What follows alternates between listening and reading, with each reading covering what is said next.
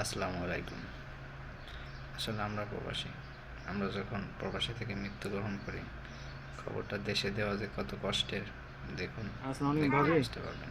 ভালো আছেন? হ্যাঁ, আলহামদুলিল্লাহ। কি হয়েছে সামনে আব্বু? সানোয়ার ভাইয়া, আপনার কি হয়েছে?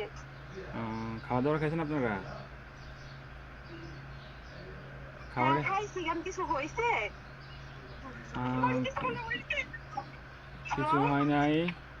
হ্যালো ভাইয়া, হ্যাঁ, কি হয়েছে? আরে শানু ভাই তো কিছুদিন আসলে যাবৎ লোকটা অনেক অসুস্থ দিন ছিল যাবৎ জানেন নাকি? অসুস্থ ছিল। হ্যাঁ, কি হয়েছে? তার ফ্যামিলির কাছে যখন শানু ভাই খবরটা দিল, আহ, ফ্যামিলি তো আসলে গতদিন কয়েকদিন যাবৎ অসুস্থ হতাশ ছিল, হয়ে গেছে। ট্রিটমেন্ট নিছে। ওনার লো প্রেশার ছিল, অনেক ধরনের অনেক সমস্যা ছিল। তো কালকে রাতে কি উনি হয়েছে এটা বলেন। ডিউটি থেকে আসার পরে ঘুমিয়েছিল আর কি, বুঝছেন? তো ঘুমিয়ে থাকার হ্যাঁ, পর তো আজকে সকালে আর উনি আর ঘুম থেকে ওঠে নাই, বুঝছেন নি? উনি হ্যাঁ, আল্লাহর ডাকে সাড়া দিয়ে ওই পারে চলে গেছে, বুঝছেন নি? উনি আর বেঁচে নাই, বুঝছেন?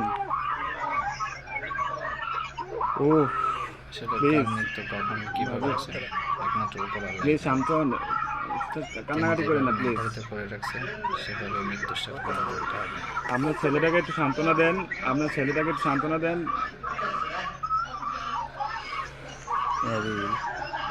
প্লিজ প্লিজ কান্না করেন না, সান্ত্বনা দেন। আপনার ছেলেটারে একটু দেখতে বলেন।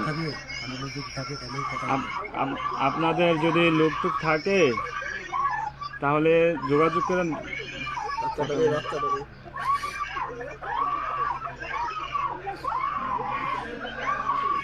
ও আল্লাহ,